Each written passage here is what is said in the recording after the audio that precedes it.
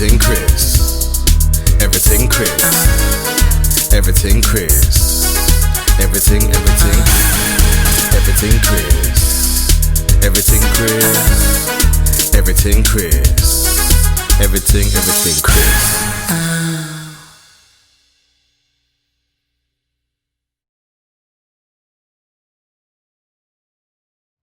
And this will help for most of you as well. Now, if this doesn't work, what you may want to do is go ahead and pry your phone open and reconnect that. Alright. Ready? Some people been waiting for this.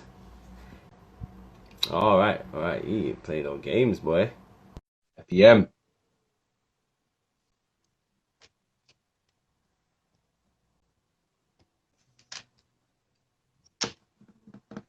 Oh no. Yes, Bailey, Miss Bailey. I need to chat to you soon after I've done all of these, Miss Bailey. We'll chat. Poop. Yo, What you saying there? am I here? Is it working? Alright, bet. Yes. What's up, man? Finally got him. What's up? Sorry I'm late. Apologies. It's alright, man. Only a minute late.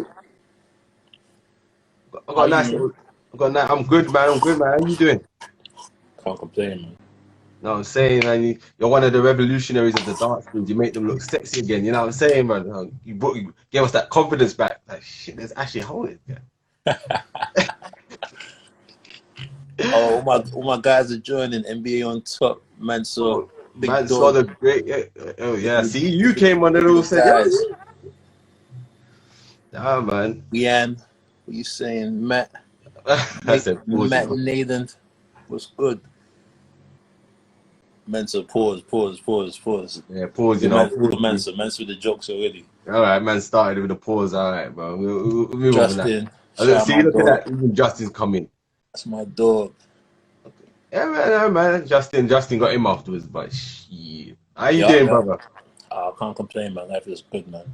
Been swimming again? I didn't go this morning. I took the day off, so I go every 3 days. So we go to the beach, we get our workout in, out, and then I go for a swim afterwards. That's actually part of the workout. Like we swim out maybe about 300 meters, then swim back, and then spin up the sand hills. So today's my day off. I went to the court, but today's my day off on the beach. Nice one, man. Nice day off from that. So how you been dealing with the whole lockdown and quarantine anyway, man? Just staying busy, man. I actually love it, man. To be honest with you, like as a professional basketball player, it's not too different from our normal lifestyles. Yeah. Hold on 1 second, I'm just looking for my AirPods. Oh yeah, no problem, man. Yeah, that's cool. I don't need them though. It's not too different from our normal lifestyles, because like you'll find yourself in another country and you'll be isolated from friends and family. Yeah, you see your teammates, but a lot of times because you're with your teammates all day, like you want that time to yourself, and you'll be tired when you come home. So the difference now is like it's all day every day. Yeah. But for me personally, it's been a good opportunity to read a lot of books, to listen to like a lot of seminars and talks and and spend some time with little man as well.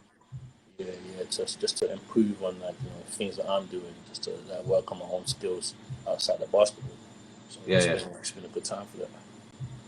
Definitely, man. And obviously, I've seen them posts you've been doing about people how to improve the Instagram, and that's been dope, man. I've been literally following Original Geezer. Yeah. What's up, Geezer? Another one there. It's like those posts about branding the Instagram, how to better yourself, man. You're taking a lot of advice off that, man. So that's been dope, man. Keep those coming, man. So I'm reading right now. I'm reading Extreme Ownership, which is a book about it talks about everything that you do in your life is like you're to blame for it. You're for the good things, for the bad things. Like even if you're part of a team and things aren't going. Basically, the book says there's no such thing as a bad team, only bad leaders, and that goes across your life. That goes across everything that you do. So taking extreme ownership for what you do is to hold yourself accountable to a certain standard. That's Once you start dope. doing that, you start making excuses for things happening. You start looking for, you know, ways out of situations. You just figure out solutions on how to make things better for yourself. So Because that's what things we do. kind of happen, innit? Things are always going to happen, Things and that's what happen, it so you talks got to about. find how to deal with it. Yeah, things Yeah. always happen, and that once you understand that things always happen, then you have to start thinking ahead. You know, you don't just go with the flow, because a lot of times, like you'll be, you know, you account for things. You know what I mean? Like you make a plan, but something is always going to happen and make your plan go sideways. And what you going to do next? Always. Yep. It's kind of like, It's by Jocko and Leif. I forgot my boy. I had to get that book, Leif man. Babin. Leif Babin. Is it a book or is it audio book? That book. It's audio book. Recently I went audio books because at first I was doing everything paperback, but like with audio books you can like, so like I put mine in on the way to the beach in the morning, on the way back when I'm on the court. You know what I mean? Like I used to listen to music. Now I listen to the audio books. So I just got done with the 10X School by Grant Cardone. Okay. And yeah, like these type of books, man, like audio books. Go to Audible. Shout out my boy Henry Sims. Hey, you got some official guys in here, bro. Henry Sims is, you know who that is? No, he's one of you, man. So yeah, shout out Henry Sims. That's my dog, Mike Tuck, the OG. Right. Henry went to Henry's from Maryland, right? From Baltimore. Went to Georgetown, played in the league for Cleveland. Oh, serious? All right. Yeah. He was catching those from Kyrie. Like he right now he's in Italy. You know, so That's cool, man. Shout out. Add me up, brother Sims.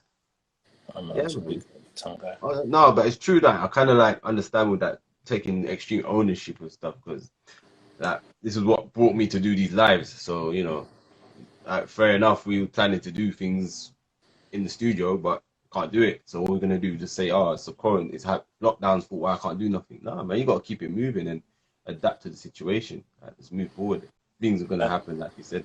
Always. That's definitely like another concept that like I've been seeing pop up a lot with like successful people. Like one of the things that they say, like successful people and like these guys who are writing these books, is like hesitation is probably like your biggest downfall. Like a lot of times what happens, it's actually going to be one of my posts coming up. Like one of the things that happens is you know you're supposed to do something, or you have an idea to do something, but for whatever reason you work your way out of doing it.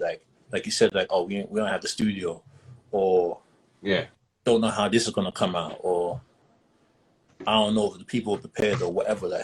So you're making an excuse to not do something that you want to do, or do something you know can only help you or your brand or whatever you're doing.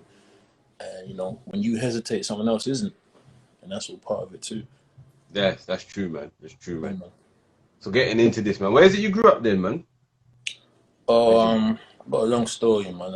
I was born in Germany. Okay. Born in Germany. My dad was going to uni in Germany, and my mom was going to uni in Paris, in France. And she's older than my dad. They're both in Sierra Leone, Africa. So when my mom got done, she moved to Germany. I was born, and you know, my dad always likes to remind me I was a mistake, but you know, it changed everything for him. So, oh man, that's it. So, and whereabouts in so when did you come over to UK, and whereabouts in UK you grew up? I came over to London when I was 4 years old. We moved to Thornton Heath. Okay. And I've been in South London ever since. You know, I left London when I was 15. I went to the States. I did my sophomore year in high school in Boston. From there, I did 2 years in Spain at the Gran Canaria Basketball Academy. How was that? It was amazing. I mean, it was tough, man. It was tough. Yeah. It was tough. It was very hard. We went 5 times a day. You know, 6 days a week. It was tough, man. It was tough. 5 times a day. Yeah, I mean the whole Moni Love. That's Sierra. That was my strength and conditioning coach when I was in LA. After I came from Gran Canaria. Yeah. I went to LA. That's my strength and conditioning coach at LMU. Now she's a coach at San Diego State women's team. Yeah, so saying hi to her. But we went 5 times a day. and the whole premise of that was I needed like me starting playing basketball late. I started when I was like 14 and a half, 15, 16, like around those ages. So, and I was already going to the States. I had the opportunity to go to the States simply because like I was a hard worker and I had good height. So I had to get more basketball in. And the way it works in the States is when I was there for my sophomore year, like you could only play ball in between November and February. That's the basketball season. So, the season before that is like American football and football. Then there's basketball and I think like ice hockey, and then you have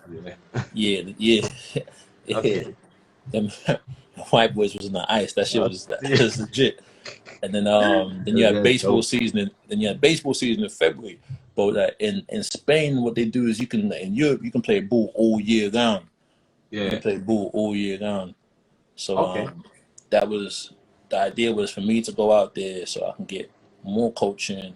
Hopefully I can catch up like my peers, get my skill level to a point where I can compete and give myself a chance to go somewhere else. So that's why I ended up going to Spain, and that's why it was so intense. And it made me a better man. I had to mature. I had to live on my own in another country, where they don't speak English, and so that was my first experience of. That does help you mature though, living on your own. Living in Rome does really help you mature. It makes you grow up quick. Because I learned that coming out of uni. Yeah. Where'd you go to uni? Leeds Metropolitan. So these are the times when Laddie was there. Yeah.